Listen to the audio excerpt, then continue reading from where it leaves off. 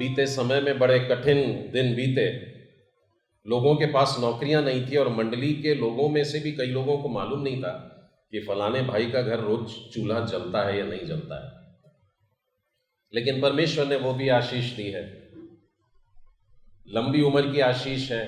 वैवाहिक जीवन के 37 ईयर्स बहुत बड़ी बात होती है, और परमेश्वर और लंबी उम्र करे। हमारा स्वास्थ्य, ये भी परमेश्वर की ओर से एक बहुत बड़ी आशीष है। लेकिन फिर भी आज मैं आप लोगों को एक बहुत ही बड़ी आशीष के बारे में शेयर करने जा रहा हूं।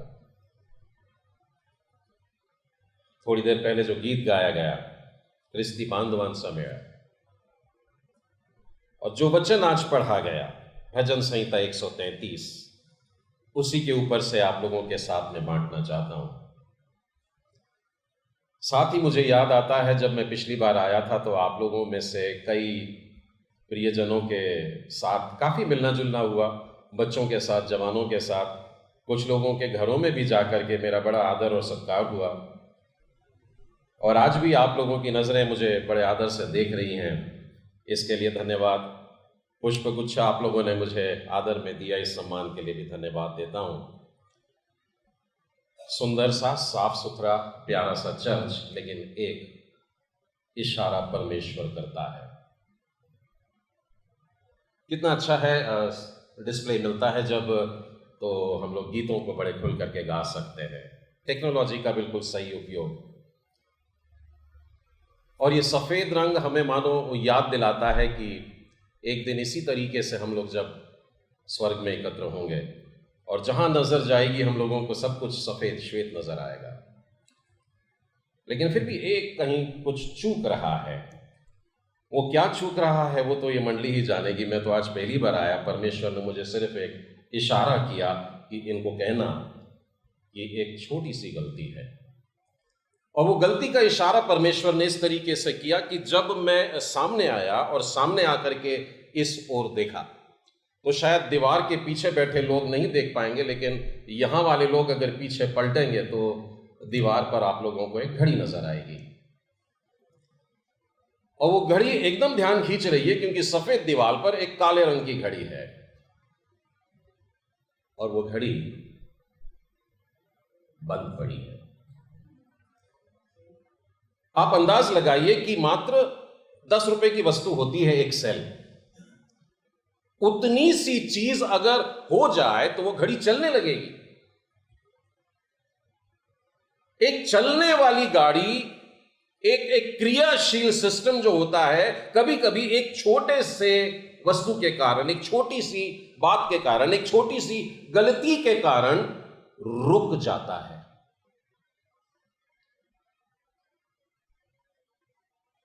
मैं डेफिनेटली जानता हूं जब इतना सुंदर और बड़ा बजट चर्च है तो डेफिनेटली एक सेल को तो अफोर्ड कर सकते हैं, लेकिन परमेश्वर का यह इशारा आज मेरे द्वारा आप लोगों को बताने का है कि अपने अपने दिल में झांकना है।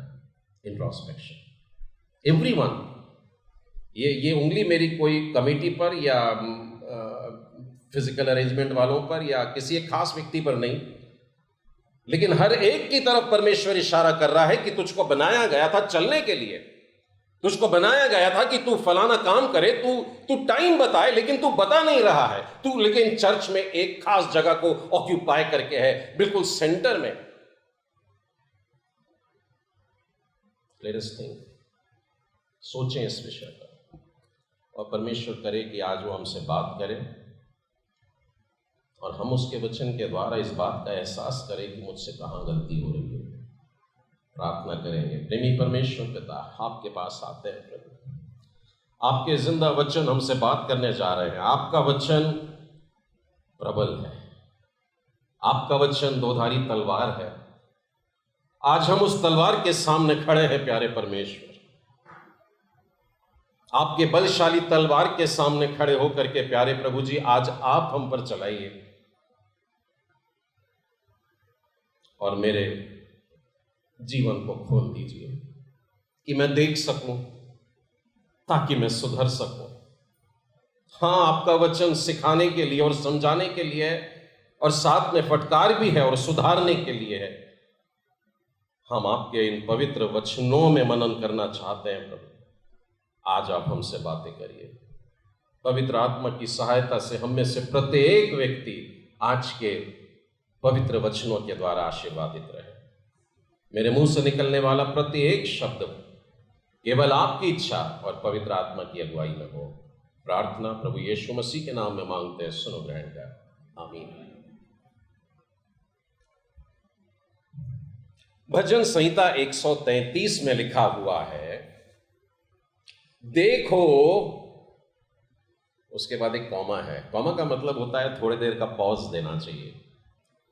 जो लोग बच्चे स्कूल में सीखते हैं तो पूर्ण विराम में रुकते हैं और कॉमा में थोड़ी समय के लिए रुकते हैं। तो ये देखो शब्द का मतलब होता है यू हैव टू सी, पहा।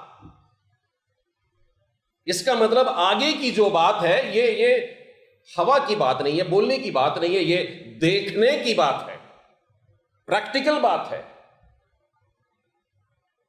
कागज पत्तर पर हम लोगों के बच्चे स्कूल में एग्जाम देते हैं, दर बदर हर साल आगे बढ़ते जाते हैं, लेकिन प्रैक्टिकल स्टडीज भी होती है जिसमें बच्चा वस्तुओं को छूता है और बायोलॉजी के और केमिस्ट्री के और फिजिक्स के एक्सपेरिमेंट्स करता है। और जब वो प्रैक्टिकल करता है तो समझ में आता है उसको, अच्छा थ्योरी में जो बताई गई थी वो ये बात है, और प्रैक्टिकल में की हुई बात उसको बड़ी आसानी से समझ में आ जाती है। तो परमेश्वर का वचन हमसे कह रहा, देखो, इसका मतलब परमेश्वर चाहता है कि हम प्रैक्टिकल करें। आगे की जो बात है वो बोलने के लिए और सुनने के लिए बड़ी अच्छी लगती है, लेकिन परमेश्वर कहता है डू इट, प्रैक्टिकल करो, ये होना चाहिए। और उसके बाद में आगे लिखा हुआ है, ये क्या ही भली और मनोहर बात है कि भाई लोग आपस में मिले रहें। और मराठी में इसको और भी ज्यादा स्पष्ट मिल जाता है, क्योंकि वहां पर सिर्फ मिल के रहने के नहीं परंतु एकत्र होने के पहले भी एकता शब्द आया है। एक क्या नहीं, एकत्र रहने, दोनों शब्द आए थे। तो दो शब्दों को लेकर के मिला के बताया। सिर्फ 4 लोग आकर के पास में खड़े हो गए, अभी ग्रुप खड़ा था, नहीं क्या वो ग्रुप खड़ा था, ऐसा लग रहा था मिल करके, लेकिन अगर मन में एक दूसरे के साथ में तालमेल नहीं है तो वो परमेश्वर की मनोहरता में नहीं आता है। हम लोगों का मंडली में यहां पर एकत्र होना होता है, लेकिन एकता जब होती है तब ये वाला वचन दिखाई देगा। लोग देखेंगे और जानेंगे और हमारे लिए वो लोग गवाही देने लगेंगे। यहां पर एक खास शब्द का उपयोग आया है, भाई। तो जवान बच्चे मुझसे पूछते हैं कि बहनें नहीं हैं क्या इसमें। मैं छोटे बच्चों और जवानों के बीच में ज़्यादा सेवा करता हूं, तो उन लोगों के बहुत सारे प्रश्न मुझको मिलते रहते हैं। तो यहाँ पर बहुत स्पष्ट लिखा है कि भाई लोग आपस में मिल करके रहें। पर मैं जब मदर्स संडे का मैसेज देता हूँ तो मैं फादर्स को भी बताता हूँ, और फादर संडे अगर है तो मदर्स को भी साथ में लेकर के चलता हूँ। तो यहाँ पर जो शब्द आया है भाई, वो वास्तव में प्रत्येक विश्वासी के लिए लिखा गया शब्द है। विश्वासी भाई और विश्वासी बहनें। मेरे साथ में प्रेरितों के काम में और उसके दूसरे अध्याय में आइए।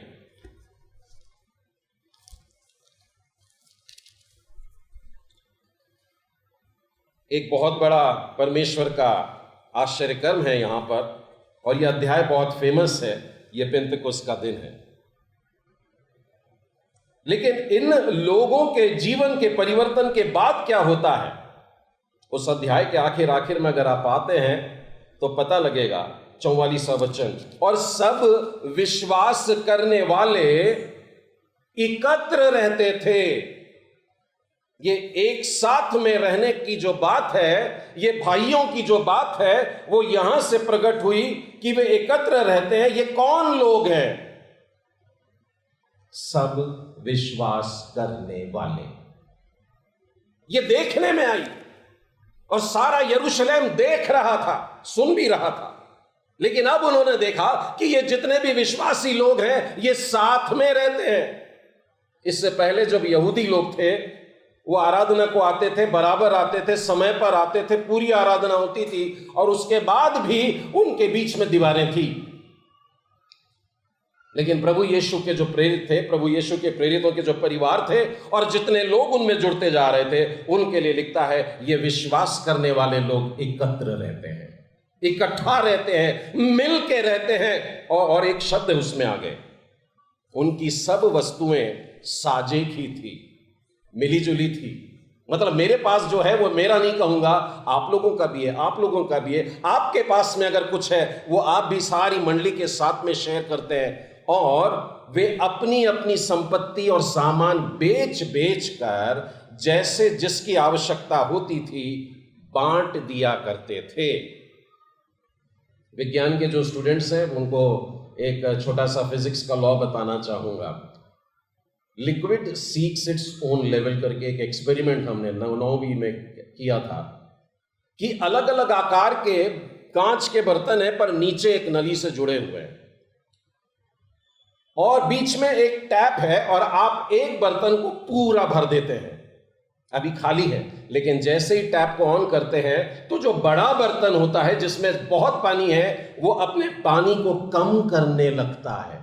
देखिए प्रकृति के नियम कितने प्यारे हैं, हम लोगों को साझा सिखाते हैं, अपनी संपत्ति में से दूसरों को बांटना सिखाते हैं। और वो पानी का लेवल कम होते होते एक जगह आकर के रुकता है, और वो जिस स्थान पर रुकता है आप बाकी बर्तनों को देखिए क्या होता है। बाकी के कांच के बर्तन चाहे वो टेढ़े मेढ़े हो, चाहे सीधे हो, चाहे पतले हो, चाहे कैपिलरी जैसे हो, उनमें वो उस लेवल तक आ जाता है कि आप देखेंगे कि सब के बर्तनों में, सब वेसल्स में एक ही लेवल होता है। इसको कहते हैं साझापन।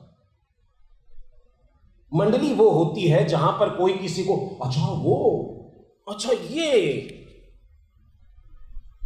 स्टेटस की बात नहीं करती। मंडली जो एक मन की आशीष होती है उसके लिए परमेश्वर का वचन कहता है वे सब कुछ साझा रखते हैं। बेटा एक छोटा सा प्याला पानी ला दोगे? Thank you. है क्या? अच्छा, थैंक यू। उसके बाद का वचन लिखा हुआ है वे प्रतिदिन एक मन होकर मंदिर में इकट्ठा होते थे। प्रतिदिन हम लोगों का एकत्र होना संडे के संडे होता है। कई चर्चेस में सप्ताह में 1 या 2 बार और ऐसे हम लोग मिल जाते हैं, लेकिन यहां पर लिखा है ये मंडली रोज मिलती थी। इतना ज्यादा इंटरैक्शन ये केवल एक छोटी फैमिली में हो सकता है जहां मम्मा पापा और बच्चे हैं। They meet every day. सुबह सब अपने अपने काम पर निकल जाते हैं, नौकरी पर निकल जाते हैं, स्कूल में बच्चे चले जाते हैं, लेकिन शाम का एक समय होता है वे सब एकत्र होते हैं, परिवार। लेकिन यहां तो मंडली के लिए लिखा है, चर्च के लिए लिखा है, they used to gather every day and एक मन होकर, एकत्र होकर के लड़ाई झगड़ों की बातें नहीं करती, एक दूसरे के विषय में बुराई नहीं करते, किसी के पीठ के पीछे बात नहीं होती, परंतु एक मन के हैं। एक मन मतलब मैं जो सोचता हूं वही आप सोचते हैं, मेरे मन की बात आप बोल देते हैं, आपकी मन की बात मैं बोल देता हूं। ये सारी बातें मिलकर के उत्पन्न करती हैं एक मन। और उसके आगे में लिखा है घर घर रोटी तोड़ते हुए आनंद के साथ में। भोजन की संगति हम किसी के भी साथ नहीं करते। अगर आपका कोई आस पड़ोस का व्यक्ति आ जाए तो शायद आप उसे पानी पिला दे, चाय भी पिला दे, बिस्किट भी खिला दे, लेकिन अगर आपका कोई प्रिय व्यक्ति आता है तो आप उसके साथ में भोजन की संगति करना चाहेंगे और आप उससे कहेंगे भोजन करके जाइएगा। तो ये जो एकत्र होना है, मिल करके रहना है, ये इसी प्रकार का है। एक मन रहें, आपस में साझे को विश्वास करते रहें, और फिर उसके बाद में एक मन, लड़ाई झगड़ा नहीं, साथ में मिलकर के भी भोजन हो रहा है। ये सब बातें जब होती हैं तो ये सब कुछ मनोहर लगती है। मनोहर मतलब जो आंखों को बड़ी प्यारी लगती है। अदन की वाटिका में भी ना एक फल था जिसको देख करके बोली थी उसने बड़ा मनोहर है, but it was not good. परंतु यहां पर लिखा है कि भाइयों का, या अब मैं बोलूंगा विश्वासियों का, भाई बहनों का मिलना मनोहर भी है और वो भली हो जाती है। उसकी परिभाषा भी हम लोगों ने प्रेरितों के काम के 2 अध्याय में भी देख लिया है। तो जब विश्वासी एकत्र होते हैं तो विश्वासी कहलाने के साथ साथ, अंताकिया में लिखा है पहली बार वे लोग विश्वासी कहलाए, लेकिन मैं पौलुस की पत्रियों को पढ़ता हूं तो मैं ये पाता हूं कि वो लगातार भाई भाई और भाई बोल करके एड्रेस कर रहा है। हे भाइयों, मेरे मन की अभिलाषा है, और फिर उसके बाद में एक पैराग्राफ दिया है।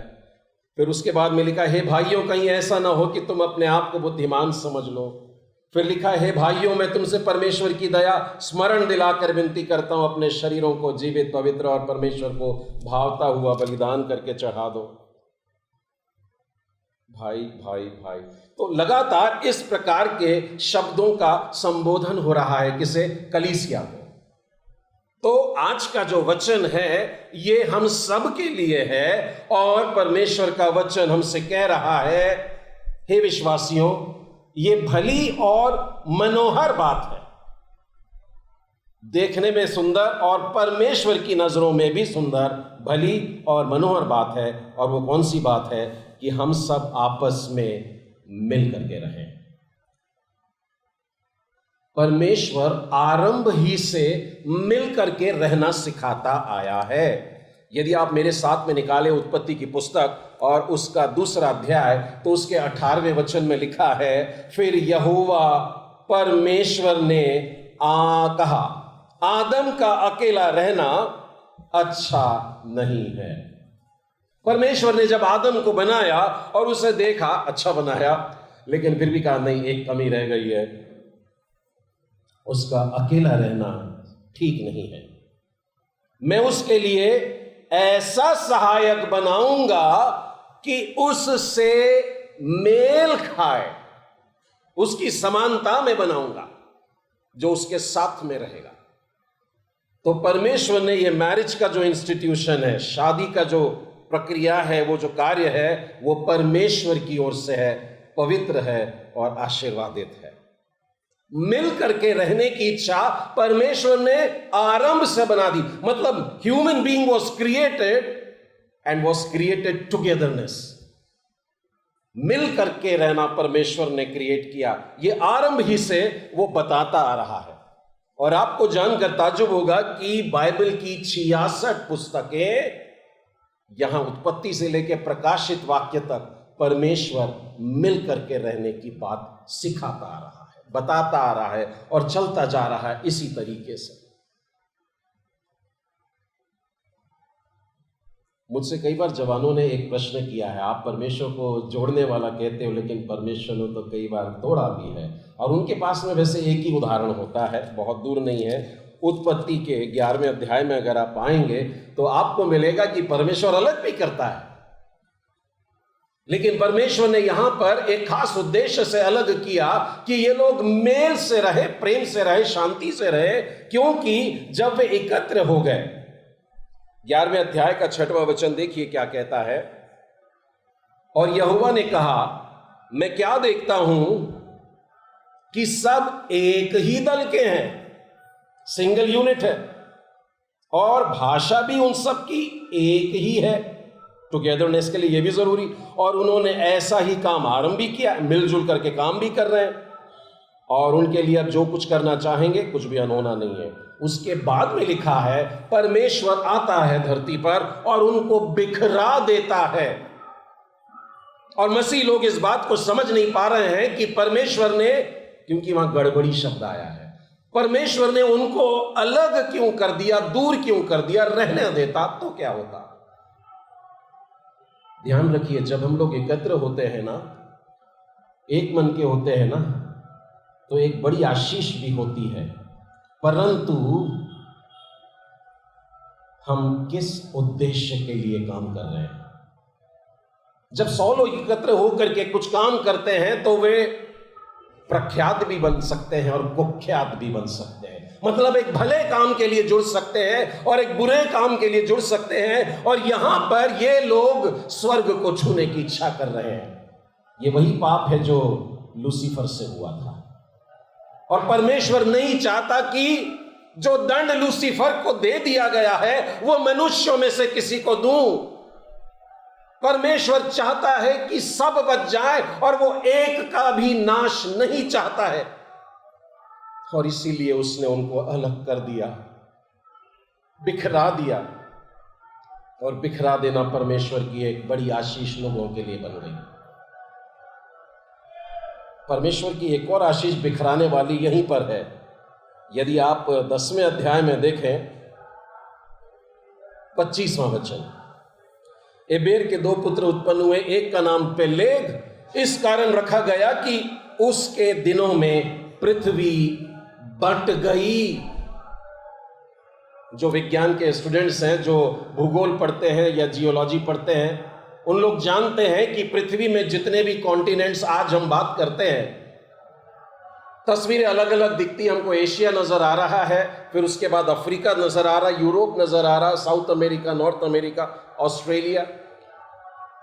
लेकिन बाइबल बताती है मैंने जब बनाया था तो सबको एकत्र रखा था, एक सिंगल जमीन थी और पानी था।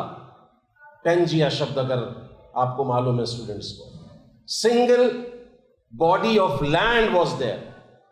परंतु एक समय ऐसा आया जब परमेश्वर ने पृथ्वी को बांटा, और यह बांटना भी बड़ी आशीष का कारण हुआ। तो परमेश्वर बांटता है, लेकिन ब्लेसिंग देने के लिए बांटता है। वहीं पर देखिए 12वां अध्याय भी देख लेते हैं, यहां पर भी एक बिखरना है, लेकिन एक बड़ी आशीष है। यहोवा ने अब्राम से कहा, अपने देश को छोड़ दे, अपने कुटुंबियों को छोड़ दे, अपने पिता के घर को छोड़ दे, और उस देश को चला जा जो मैं तुझे दिखाऊंगा। अब्राम परमेश्वर से एक आज्ञा पाता है, do this today and I will give you this in the future. आज मनुष्य परमेश्वर के पीछे चलने के लिए क्यों लड़खड़ाता है? क्योंकि वो कहता है पहले मुझे इनाम दे, पहले मुझे सबूत दे, और फिर मैं तेरे पीछे चलूंगा। मुझे दर्शन दे, उसके बाद मैं तेरे पीछे चलूंगा। तेरे हाथों में वो छेद मुझको दिखा कि तू ही मसीह है जो क्रूस पर चढ़ा था। मैं तेरे पसली में यहां हाथ लगा करके देखूंगा कि यहां पर उन्होंने तुझको भाला बेधा था, और उसके बाद मैं विश्वास करूंगा। लेकिन यीशु कहता है धन्य है वे जिन्होंने बिना देखे विश्वास कर लिया। अब्राहम ने बिना देखे विश्वास किया, और यह विश्वास उसके लिए धार्मिकता गिना गया, क्योंकि परमेश्वर ने उससे सिर्फ इतना कहा था, अपने घर को छोड़ दे, अपने देश को छोड़ दे, अपने कुटुंबियों को छोड़ दे, और निकल जा यहां से, मैं तुझे एक बहुत बड़ी आशीष दूंगा। परमेश्वर के कहे एक शब्द को पकड़कर वो निकल गया। अभी उसने कनान देखा नहीं, और वो जब निकला तो मरुस्थल की जगहों पर निकल पड़ा। और जब भतीजे के चरवाहों के साथ में झगड़ा हो गया था तो भतीजे ने हरियाली की जगह ले ली और चाचा से कहा जा तो इस सूखे स्थान में। अब्राहम ने ये नहीं लड़ा कि मैं तेरा चाचा हूं, मैं तेरे से बड़ा हूं, मैं अच्छी वाली जगह जाऊंगा। उसने कहा ठीक है भतीजे, तू हरियाली में चला जा। पकड़ा गया, बंधुआई में चला गया। चाचा ने बोला नहीं कि अच्छा हुआ तेरा। वो दौड़ के जाता है और अपने भतीजे को और उसके पूरे परिवार को बचाता है, क्योंकि वो सिर्फ एक शब्द को पकड़ा था कि मेरे यहोवा परमेश्वर ने कहा है मैं तुझे उस देश में पहुंचाऊंगा और तुझे आशीष दूंगा। संतान भी नहीं थी अभी, और उसके वंश की आशीष मिल गई। पकड़ लिया उसको, परमेश्वर के इस वचन को ले लिया उसने कि तू मेरे द्वारा मेरे वंश को और सारी दुनिया को, जाति जाति को आशीष बनाएगा। उसका नाम अब्राहम से बदल के अब्राहम कर दिया। ये बहुत बड़ी आशीष है। और ये क्या है? The blessing of togetherness. Kanan में जाकर के बसने वाले ये लोग होंगे, उन लोगों के लिए अभी भी ये फिजिकल आशीष थी, और आज भी इजराइल के लोग फिजिकल आशीष की तरफ जा रहे हैं। लेकिन परमेश्वर ने बड़ी अद्भुत रीति से बताया कि मैं जो ब्लेसिंग दे रहा हूं, ये वास्तव में केवल तुम लोगों को साथ में ला करके नहीं, परंतु मैं तुम्हारे साथ में रहूंगा। आदम के लिए हवा बना दिया, स्त्री को बना दिया, नर और नारी साथ में रहते थे, लेकिन आप जानते हैं कि परमेश्वर प्रतिदिन उनसे मिलने को आता था। मनुष्यों को बनाया है, लेकिन परमेश्वर एवरी डे बिना भूले मनुष्यों के साथ में आकर के रहता था, क्योंकि आरंभ ही से परमेश्वर ने यह चाहा है कि मिल के रहे। तो पहली परिभाषा में हमने देखे कि मनुष्य आपस में मिल के रहे, लेकिन परमेश्वर इससे भी ऊपर सोचता है, और वो ये कह रहा है कि तुम और मैं मिल के रहे। और यही कारण है कि परमेश्वर रोज आता और उनके साथ में बातें होती, प्रतिदिन की बातें होती, एवरी डे। इस बात से मैं ये भी इशारा करना चाहूंगा परिवारों को कि क्या हम परमेश्वर के लिए अपने घर का दरवाजा खुला रखते हैं। कई बार मैंने देखा है कुछ परिवारों के समस्याओं को लेकर के, उनके घर में बड़ी परेशानियां, बड़ा दुख, बड़े झगड़े, और जा करके जब मैंने काउंसलिंग में हेल्प करना चाहा तो यह पता लगा कि उस परिवार में फैमिली प्रेयर ही नहीं होती है। नहीं ना ब्रदर, हम अलग अलग टाइप के ड्यूटी पे रहते हैं, इसलिए मैं बाइबल पढ़ देता हूँ, फिर वाइफ प्रार्थना करती है, फिर बच्चे निकल जाते हैं स्कूल, और न जाने कैसे कैसे बिखरे बिखरे रहते हैं, अपनी अपनी प्रार्थना हम लोग कर लेते हैं। अंग्रेजी का सेइंग है, family that praise together stage together. प्रार्थना करने वाला जो परिवार होता है वो हमेशा मिल करके रहता है। ये एक पार्ट हुआ, लेकिन एकता हमें तब आती है जब परमेश्वर हमारे बीच में सीमेंट लगाता है। ईंट पर ईंट रख देने से दीवार खड़ी नहीं होती, इट नीड्स सम सीमेंट। परिवार में मैं और आप एक कमरे में रह रहे हैं, पति पत्नी हैं, बच्चे हैं, एक घर में रह रहे हैं, लेकिन फिर भी समस्याएं घिर जाती है। क्यों? क्योंकि वो इमारत है जिसके पत्थरों के बीच में सीमेंट नहीं लगा। और इसीलिए परमेश्वर ने यह कहा कि मैं तुम्हारे बीच में आकर के रहूंगा, तुम लोगों के मध्य में मैं रहूंगा। यशायाह नबी की पुस्तक और उसके 7वें अध्याय के 14वें वचन को हर क्रिसमस में हम लोगों ने इस वचन को सुना है। परमेश्वर कहता है मेरे से कोई चिन्ह मांग ले। प्रभु का दास कहता है नहीं, मैं नहीं मांग सकता। तो परमेश्वर कहता है ठीक है, मैं ही तुमको एक चिन्ह दे रहा हूं। सुनो, एक कुमारी गर्भवती होगी और पुत्र जनेगी और उसका नाम इमानुएल रखेगी। क्या रखेगी? इमानुएल रखेगी, जिसका अर्थ है परमेश्वर हमारे साथ। कौन कह रहा है? यह परमेश्वर पिता कह रहा है। कुछ दिन पहले मैं मंडली में ट्रिनिटी को लेकर के समझा रहा था। मसीह लोगों में ट्रिनिटी को लेकर के भी बड़े प्रॉब्लम्स होते हैं। बहुत सारे सिर्फ बच्चे और जवान ही नहीं, बड़े लोगों ने भी प्रश्न किया है कि अंकल आपने 3 गॉड्स हैं क्या? बाइबल बहुत स्पष्ट बताती है एक ही है, और एक को छोड़ करके और दूसरा भी नहीं है। इसलिए मैं माता पिताओं से रिक्वेस्ट करूंगा कि अपने अपने बच्चों को छुटपन से इन बातों में पक्का करो, मजबूत करो। परमेश्वर पिता कह रहा है इमानुएल, और इशारा किस ओर है? प्रभु यीशु। तो हमको लगता है कि परमेश्वर हमारे साथ यीशु है।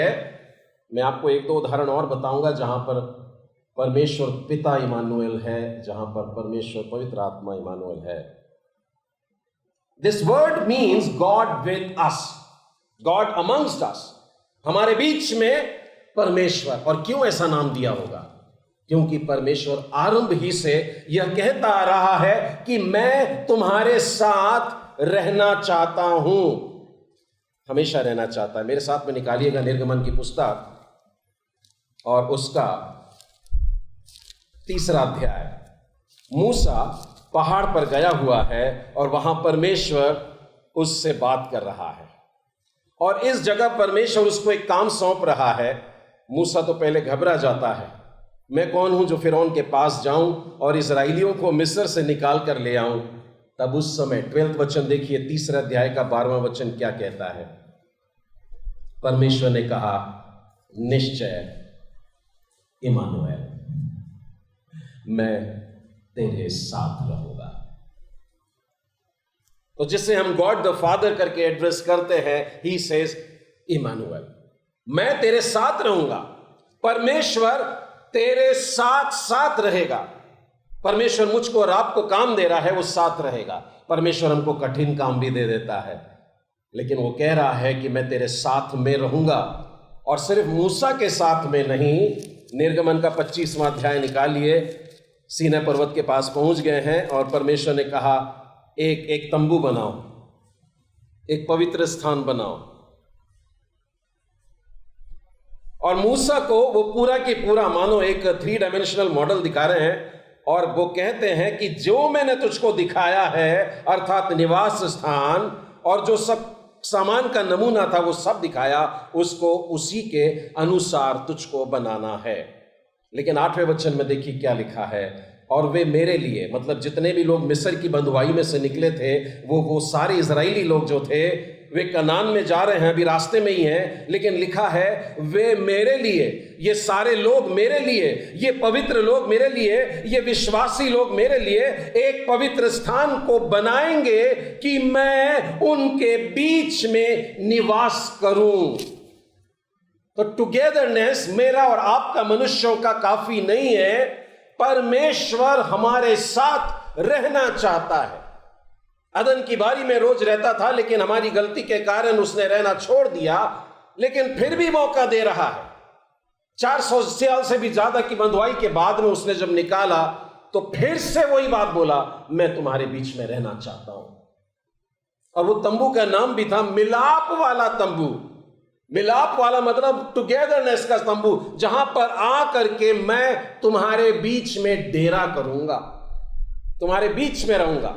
और आपको मालूम है, जो अगर आप तस्वीर का अंदाज लगाएं कि वो कैसे थे, बाइबल में लिखा भी है कि तंबू बीच में है, मिलाप वाला तंबू बीच में है, और सारी मंडली उसके चारों तरफ, एक तरफ नहीं कि मानो ऑल्टर की तरफ सारे लोग चेहरा करके, नॉट वन साइडेड, परंतु वो बीच में हुआ करता था वो तंबू। और ईस्ट वेस्ट नॉर्थ साउथ सारे दिशा से वो घराने मानो परमेश्वर की ओर देखते थे। तो परमेश्वर हमें वास्तव में एकत्र लाता है और एकता देता है। यदि इस भेद की बात को हम लोग समझ जाते हैं, तो हमारे जीवन में और हमारे परिवारों में परमेश्वर की शांति, परमेश्वर का मेल निवास करता है। आज परमेश्वर ने अपना आत्मा हमें दिया। प्रभु यीशु ने कहा, मैं तुम्हारे लिए जगह तैयार करने जाता हूं, 14वां अध्याय। और फिर उसके बाद में 16वें अध्याय में भी आप देखें, प्रभु यीशु ने स्वयं पवित्र आत्मा की सेवकाई के बारे में बताया और कहा, तुम्हारे साथ सदैव रहूंगा। इमानुएल, होली स्पिरिट,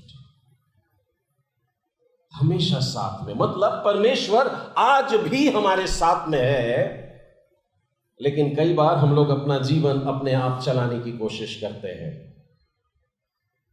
और यह कारण होता है कि मेल मिलाप का जो जॉइंट है वो टूटने लगता है। एक उदाहरण देकर के समझाता हूं। कुछ समय पहले की बात है, नागपुर में एक परिवार, और उनके विवाह को होकर, हस्बैंड वाइफ है और यहां तक कि उनकी बच्ची भी है, उन्होंने आपस में इतना झगड़ा किया कि बात डाइवोर्स तक आ गई। मैं उस विषय को अभी बहुत नहीं बोलूंगा, पर इतना जरूर बता दूंगा कि विश्वासी लोगों में चर्च की शादी कभी भी नहीं टूटती। No divorce for believers. एक बार यीशु से भी पूछा गया था यही प्रश्न, तो यीशु ने बहुत सही उत्तर दिया था उनको, परमेश्वर की बात ही नहीं है, ये तुम्हारी बातें हैं। परमेश्वर जोड़ता है, मेल कराता है, मेल मिलाप कराता है। ये डाइवोर्स की बात दोबारा नहीं बोलना। तो उस परिवार को, बेटा एक हेल्प करोगी, आ जाओ सामने। ईशा, हाँ,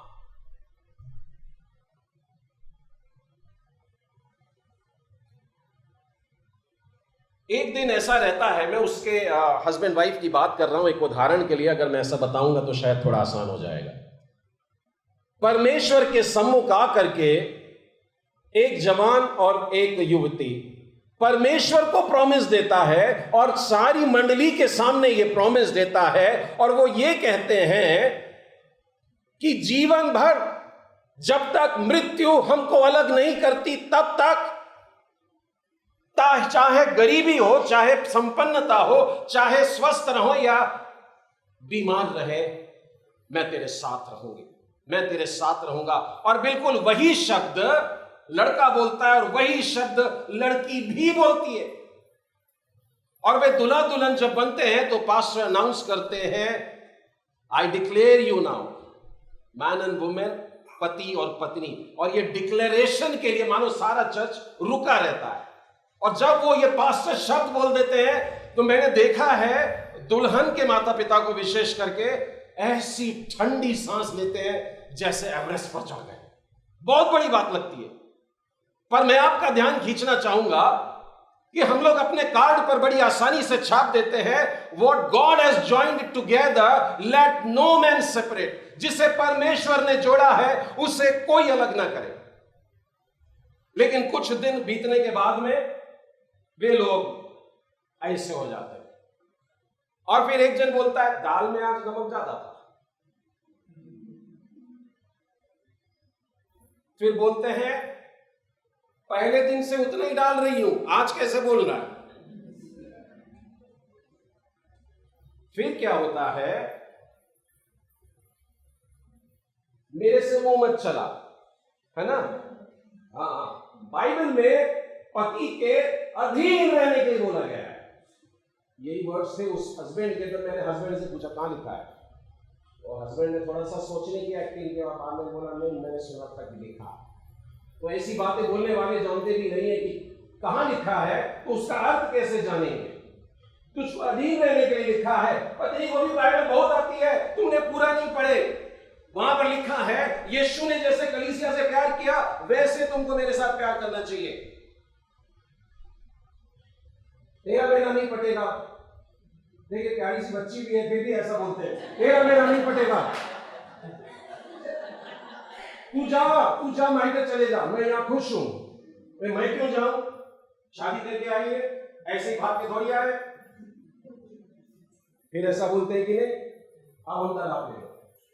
तो ऐसी सिचुएशन आ गई कि एक दिन मिलकर थे, एक दूसरे का हाथ पकड़ करके थे, एक दूसरे को अंगूठियां पहनाए थे, बड़े मुस्कुरा के खुशी से ऐसे चर्च से बाहर निकले। सारा चर्च उनके साथ में निकला। बड़े आनंद का दिन था। 1000 लोगों का न्योता भी कर दी, बहुत अच्छे से सब कुछ हुआ। लेकिन कुछ वर्षों के बाद में ऐसी सिचुएशन आ गई। अब हस्बैंड ने बोले, ब्रदर मेरी वाइफ को समझा देना। क्या समझा देना, अब हम डाइवोर्स देने वाले, और नहीं चलता है। उन्होंने कहा ठीक है, हम बात करेंगे। तो हम पहुंचे, उनकी पत्नी ने हमारे बोलने से पहले, ब्रदर मेरे हस्बैंड को जाके समझा देना, वो बहुत ज्यादा हो गया। तब मेरे समझता में आई कि इनसे क्या गलती हो रही है। मैंने कहा, बहन जी बिल्कुल सही बोलती हो, हस्बैंड बिल्कुल अच्छा नहीं है, बिल्कुल बात नहीं करना। पहले तो चौंक गई है, आप ऐसी कैसी सलाह दे रहे। मेरे मन में कहीं तो भी कुछ था, कुछ भी बोलो हस्बैंड है, पर जमता नहीं है। मैंने कहा, आप प्रभु यीशु को जानती हैं, वो आपसे बहुत प्रेम करता है, आप उसके साथ में थोड़ा सा समय बिताओ, प्रार्थना करते रहना, बाइबल पढ़ते रहना, ठीक है। तुमने बिल्कुल सही बोला, मैं गया था वहां पर मिलने, तुम्हारी पत्नी बहुत अच्छी है, कैसी कैसी बातें करती है ना, पर एक काम करना, बात नहीं करना उससे, लेकिन एक मांगी मेरी, आप रोज अपने घुटनों पर आकर के बाइबल पढ़ना और प्रार्थना करना। किससे करने का है, प्रभु यीशु से करने का है, ठीक है। एक सप्ताह के बाद ऐसा हुआ, दोनों आपस में बात नहीं कर रहे, बराबर ईमानदारी से खाना बना रही है, एक ही घर में रह रहे हैं, जैसे तैसे चुपचाप खा रहे हैं, परंतु पत्नी बराबर बाइबल पढ़ती थी और बराबर प्रार्थना करती थी। हस्बैंड भी बहुत ईमानदार निकला। प्रभु के लोग बहुत अच्छे रहते हैं, चर्च जाने वाले लोग अच्छे रहते हैं, ईमानदार रहते हैं, पास्टर की सुनते हैं। पास्टर ने बोला है आपको ये काम करने का है, बाइबल पढ़ने का है और प्रार्थना करते रहने का है। और घुटनों पर आकर के करते रहने का है।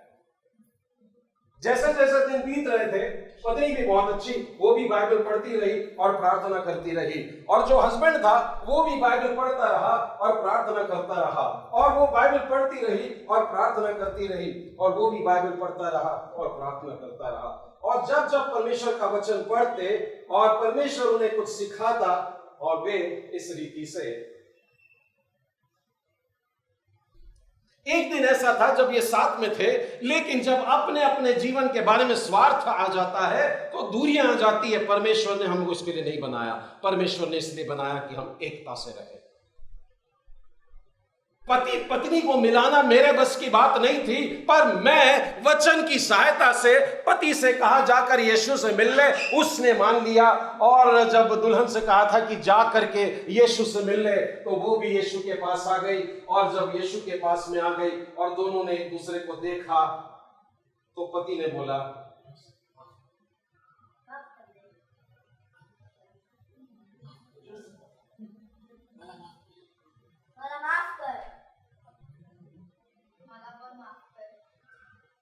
so they confessed.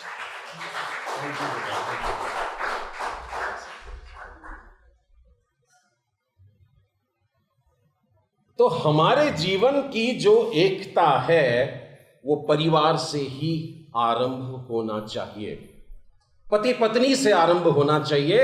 And there is only one solution. अगर घर में परिवार में टूट गया, कोई प्रॉब्लम नहीं, आपके पास में सीमेंट है, आपके पास में आपको जोड़ने वाला प्रभु है, वो जीवित है, वो सारे प्रॉब्लम्स का सॉल्यूशन है।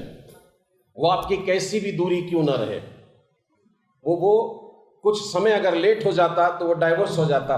ये बातें एक्चुअली मेल हो जाने के बाद में उन्होंने कलीसिया में एक दिन कहा, तो बड़ा कांटे आ जाते हैं कभी कभी सुन करके ऐसी बातें भी। पर प्रभु का धन्यवाद हो, और वो परिवार अभी जी रहा है साथ में, और सिर्फ साथ में नहीं जी रहा, परंतु दोनों बल्कि तीनों मिलकर के सेवा में लगे, परमेश्वर के वचन को सुनाने में लगे हुए हैं। परिवार का मुख्य भाग होता है माता पिता और बच्चे। मैंने कई बार देखा है कि माता पिता, मुझे बहुत अच्छा लगता है जब छोटे बच्चे वेदी के पास आना पसंद करते हैं। अपने बच्चों को एनकरेज करिएगा। मैंने कई बार देखा है चर्च में बच्चे इधर उधर खेलते हैं ना, तो लोग डांट देते हैं उसको, बच्चे को डांट देते हैं। बच्चों के मन में ना भय आ जाता है कि डरावनी जगह होती है चर्च, पर उनको ऐसे खेलने कूदने दीजिए। वो देखना, जब आप क्वायर के लिए खड़े हो जाएंगे तब भी ये बच्चे आके साथ में माँ को पकड़ के खड़े रहना चाहेंगे, और माँ के समान देख देख के गाना भी चाहेंगे, और एक दिन वो उससे एक बड़ा सुंदर सा क्वायर बन जाता है। That is bringing up. लेकिन एक दो पप्पा लोगों को विशेष करके मैंने देखा, बच्ची ने एक छोटी सी क्या गलती कर दी, ऐसी छड़ी मारे, यानी ऐसी मार मारे कि मैंने सोचा कि यानी पता नहीं किसी का खून कर दी क्या बच्ची ने, क्या हो गया। अब मैं बता भी नहीं सकता, उसने इतनी छोटी सी बात करी थी एक बच्ची ने कि उसको इतनी मार पड़ी।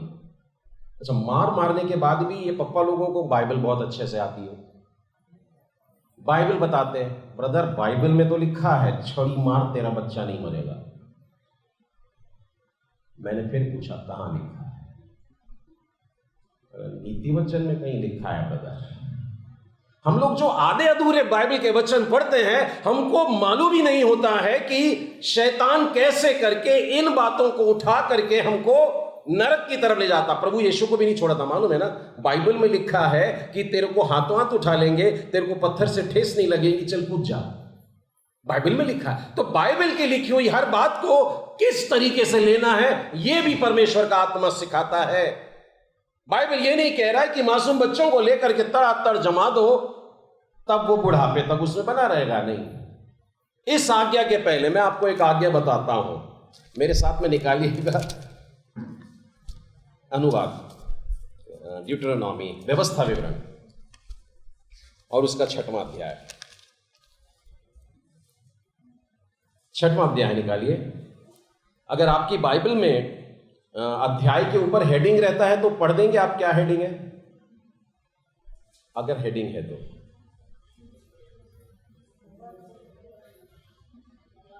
द ग्रेटेस्ट कमांडमेंट, महान आज्ञा, बड़ी आज्ञा। और इस आज्ञा को देखेंगे आप तो पता लगेगा कि ये परमेश्वर ने इजरायलियों से कहा और उनको ये बात मानने का है कि तू परमेश्वर यहोवा से अपने सारे मन, सारे प्राण, सारी शक्ति और से प्रेम रखना। अब उसके बाद में देखिए 6वें वचन में क्या लिखा है, व्यवस्था विवरण 6:6, और ये आज्ञाएं जो मैं आज तुमको सुनाता हूं वे तेरे मन में बनी रहे। और उसके बाद में क्या लिखा है, और तू इन्हें अपने बाल बच्चों को समझा करके सिखाया करना।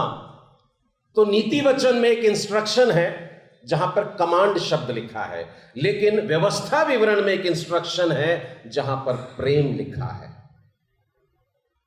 तो बच्चों को सिखाने के लिए मैं माता पिता से कह रहा हूं, इस वाली बात को समझें कि अपने बाल बच्चों को बड़े प्रेम से सिखाना। प्रेम से सिखाना, कहां सिखाना? जब घर में बैठे रहोगे ना तब सिखाना।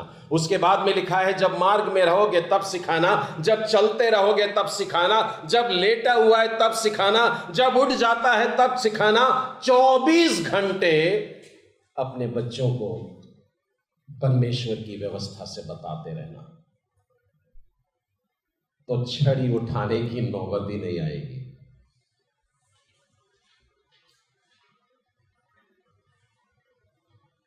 परिवार में कई बार माता पिता अपने बच्चों से भी दुखी हो जाते हैं। बच्चे माँ बाप से लड़ लेते हैं, बच्चे माता पिता से मुंह चला लेते हैं, आवाज उठा करके बात करते हैं, चिल्ला के बात करते हैं, यहां तक कि ये भी कहते हैं आपको क्या समझता है। छोटे बच्चे अपने माता पिता से इस प्रकार के शब्दों से बात करने लगते हैं। ये वो परिवार के बच्चे हैं जिनको बचपन में प्रेम से नहीं सिखाया गया परमेश्वर के भय में चलना। लिखा तो यहां पर यह है, उनके हाथ में चिन्ह के समान बांध देना, आंखों के बीच में टीके का काम करे इतना, और अपने घर की चौखट और उनके बाजुओं में, फाटकों पे, मतलब अपने घर को सजाना है अगर, तो परमेश्वर के वचनों से सजा लेना। तीसरा और आखिरी उदाहरण, यानी मैंने पहले हस्बैंड वाइफ का लिया, फिर माता पिता और बच्चों का लिया, और मैं तीसरा और अंतिम उदाहरण लेना चाहता हूं, और वो है चर्च का, चर्च की एकता का। पास्टर्स कॉन्फ्रेंसेस को जब मैं अटेंड करता हूं, अलग अलग मंडली के जब अगुए मिलते हैं एक दूसरे से, तो कुछ बातें ऐसे शेयर करते हैं जहां पर मुख्यतः ये बात पता लगती है कि मंडली के लोग बहुत खुश नहीं हैं अपने पास्टर्स से। बहुत से कारण हो सकते हैं। कुछ लोग ऐसे हैं कि हमारा पास्टर बड़ा टोंच के बोलता है, यानी ऐसा बोलता है जैसे कि हमारे को ऐसा डायरेक्ट बोल दिया। पास्टर किसी को भी टोंच के नहीं बोलता। पास्टर्स परमेश्वर के वचन में से बोलते हैं, और परमेश्वर का आत्मा जिसको टोंचना उसको टोंचवा देता, और जिसको सहलाना है उसी वचन के द्वारा सहला देता है। पर लोगों को बुरी लगती है तो वो 2 संडे नहीं आते हैं। फिर बर्थडे आया तो फिर एक बार चर्च आ जाएंगे। बच्चे बड़े हो गए, अभी शादी का भी टाइम आ रहा है, चलो चर्च का अटेंडेंस आ जाएंगे। कुछ लोगों को वचन में मिठास नहीं मिल रही है। मिठास से ज्यादा ये कहूंगा कि भरपूर भोजन नहीं मिल रहा है। तो एक पास्टर ने जाकर अपने मंडली के लोगों से मिला और कहा कि आप काफी संडे से नहीं आए, तो उन्होंने डायरेक्ट बोल दिया कि हमको दूसरे चर्च में अच्छा भोजन मिलता है।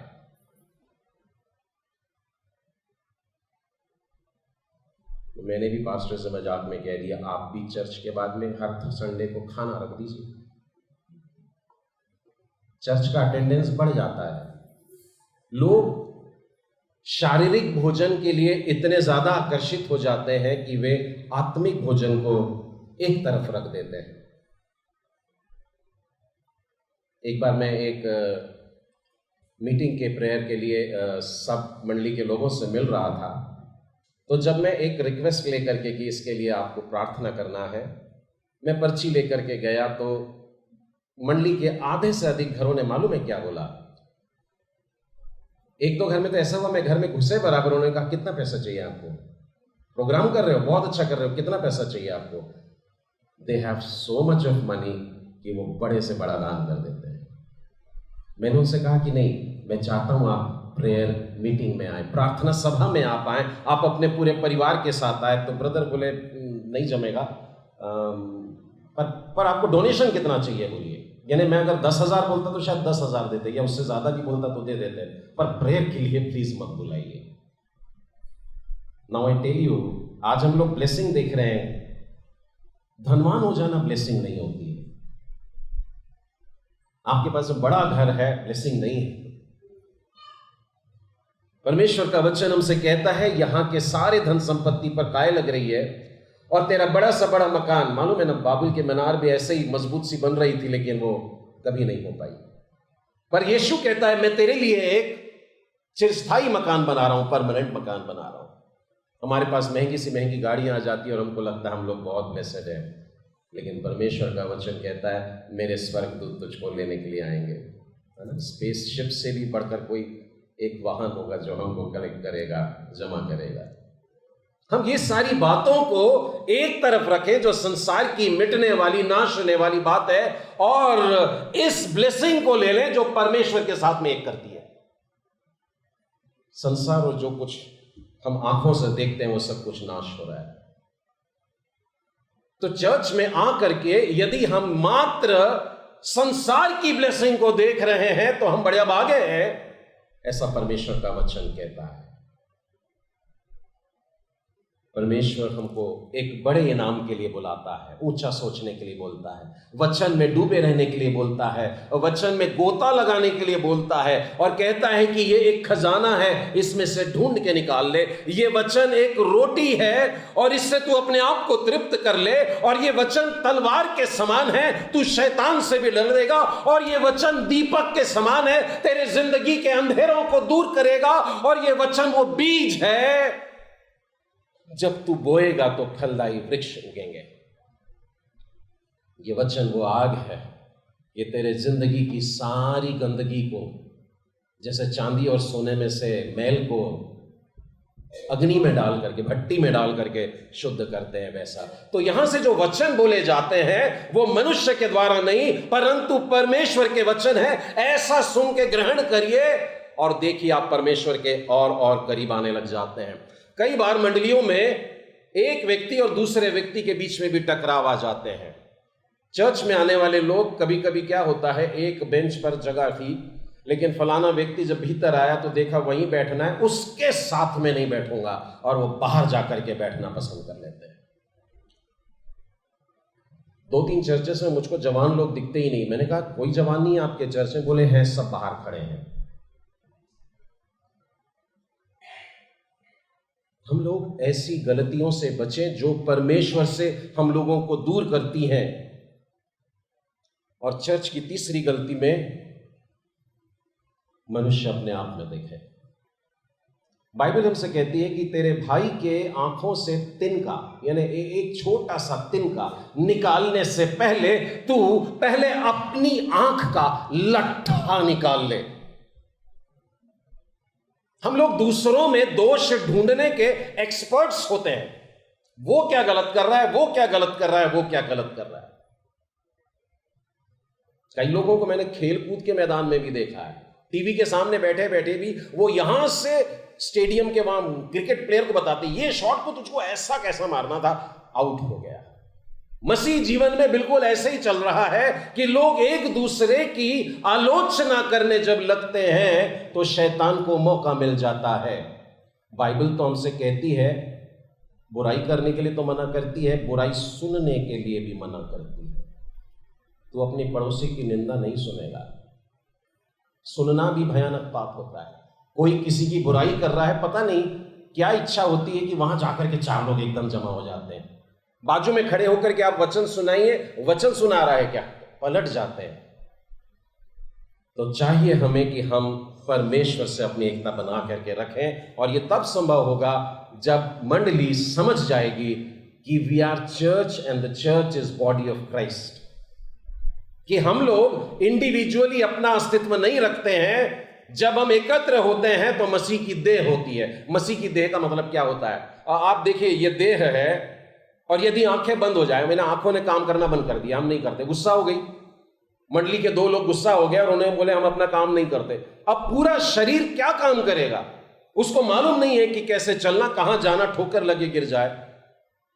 यदि मंडली के कान अगर कह दें कि मैं आज से सुनना बंद कर दूं, या पैरों ने कह दिया मैं नहीं चलूंगा, हाथों ने कह दिया आज मैं कोई काम नहीं करूंगा, हम सब मिल करके एक देह जब होते हैं तब वो भली और मनोहर बात होती है।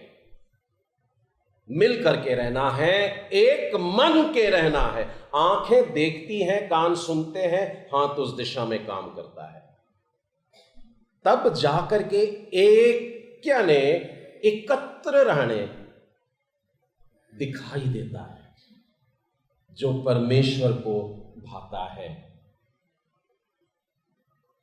इसके आगे के 2 वचन आज मैं नहीं बताऊंगा, लेकिन वो उसी बात को बता रहे हैं कि परमेश्वर हम लोगों की एकता को बहुत ऊंची बात समझता है। वो अभिषेक का तेल का वर्णन वहां पर आया है, और वो भी भरपूर तेल जो सिर से उंडेला जाता और पांव के पास में कपड़े के छोर तक पहुंच जाता, ऐसा उंडेलने वाला परमेश्वर की ब्लेसिंग्स हम लोगों के पास में आ सकती है। हम सारी इन बातों को याद रखें, अपने जीवन को नए सिरे से प्रभु के हाथों में दें, अपने मन को जांचें और वो सारा मैल निकाल कर दूर करें, और आपस में ऐसे रहे मानो हम सब एक देह हो। आइए हम प्रार्थना करें। प्रेमी परमेश्वर पिता, आज के इस सुंदर सुबह में, आज के इस पवित्र वार में हम आपके चरणों में आकर के बड़े धन्यवाद के साथ आज के वचन को ग्रहण करते हैं। प्यारे प्रभु, आपने हमारी आंखों को खोला है, हमारे जीवन की उन बातों को दिखाया है, हमारी गलतियों को सामने हमने देखा प्रभु, कहां कहां हमसे चूक हो रही है, आपने उस बात को स्पष्ट किया है। हे दयालु परमेश्वर पिता, आप आज भी हमारे साथ रहना चाहते हैं। प्रकाशित वाक्य 3:20 में लिखा है, आप हमारे घर में अंदर आना चाहते हैं, हमारे साथ में मिल करके रहना चाहते हैं, भोजन की संगति करना चाहते हैं। हे प्यारे प्रभु, प्रकाशित वाक्य के 7वें अध्याय में यूहन्ना अपने एक दर्शन को बता रहा है, जहां पर लिखा है कि एक बड़ी भीड़ एकत्र खड़ी है। ये तो अलग अलग भाषा की है, अलग अलग बोली की है, अलग अलग देशों से आए हुए लोग हैं, लेकिन उनमें एक समानता है कि सब ने श्वेत वस्त्र धारण किए हैं। प्यारे प्रभु जी, वे खजूर की डालियां उठा के हैं और वे परमेश्वर पिता और उस मेमने की स्तुति कर रहे हैं। आज हमें बिल्कुल यही बात हो प्रभु कि हम श्वेत वस्त्र धारण करने वाले बने। और यूहन्ना ने जब एक दूत से पूछा, ये श्वेत वस्त्र वाले कौन? ये सब वे हैं जो मेमने के लहू में धुल चुके हैं। हे प्रेमी परमेश्वर, आज के इस पवित्र दिन में मैं अपने आप को उस क्रूस के सामने लाकर के खड़ा करता हूं जहां यीशु ने अपने प्राण दिए मुझको बचाने के लिए। आज इस स्थान में, इस छत के नीचे प्रभु ऐसा कोई व्यक्ति हो जो आपको पुकार के कहता हो कि हे प्रभु यीशु, आपने मेरे लिए अपने बलिदान दिया। आज से उसके जीवन को अपनी मनोहरता से, अपनी भलाई से, अपनी सुंदरता से भर दीजिए। अपनी दृष्टिकोण में प्रभु आप हमें धनवान बनाइए। हे प्रेमी परमेश्वर पिता, जो तेरे साथ में चलते हैं, तेरे मार्ग पर चलते हैं प्यारे प्रभु जी, उनको भी आप मजबूत पकड़ कर लेकर अपने पिता की घर की ओर ले जा रहे हैं। हे प्रेमी परमेश्वर, आज इस मंडली के सारे लोगों को प्रभु हम याद रखते हैं, जितने यहां बैठे हैं, जितने किसी कारणवश नहीं आए हैं, यदि वे बीमार हैं प्रभु आप उनको चंगाई प्रदान करिए। इस मंडली के छोटे छोटे मासूम बच्चों को हम आपके हाथों में देते हैं। इस मंडली के जवान लड़के और लड़कियों को प्रभु जी हम आपके हाथों में देते हैं। सब प्रकार की मलिनता से, सब प्रकार के बुरे विचारों से, शैतानी बातों से, अभिलाषाओं से प्रभु इनकी रक्षा करिए। ये अपने माता पिता और मंडली के सब लोगों का, सब बुजुर्गों का आदर देने वाले जवानों की मंडली कहलाए। प्रेमी परमेश्वर, इसी रीति से इस चर्च के सारे बड़े और बुजुर्गों को प्रभु जी आप अपनी आत्मा से लबरेज करिए, भर दीजिए प्रभु आपके वचनों से, और प्रभु उनके अंदर से जो जीवन जल की नदी बहे, उससे ये मंडली के हर एक जन और उनके संपर्क में आने वाला हर एक जन आशीष पाए। इस चर्च के पासबान को और डीएस को प्यारे परमेश्वर पिता हम आपके पवित्र हाथों में देते हैं। अद्भुत वचन प्रति सप्ताह प्रभु परमेश्वर, आपके मधुर वचन, आपके सामर्थी वचन, आपके कार्यकारी वचन हर एक के कानों में पड़े और प्रभु वे जीवन पाए, ऐसी आशीष और कृपा दीजिए। आज के वचन के द्वारा आपने मुझे और सुनने वाले सभी प्रियजनों को आशीर्वादित किया है। इस विश्वास के साथ ये विनती को हम अपने उद्धारकर्ता प्रभु यीशु मसीह के नाम में मांग लेते हैं, सुनो ग्रहण करें, आमीन।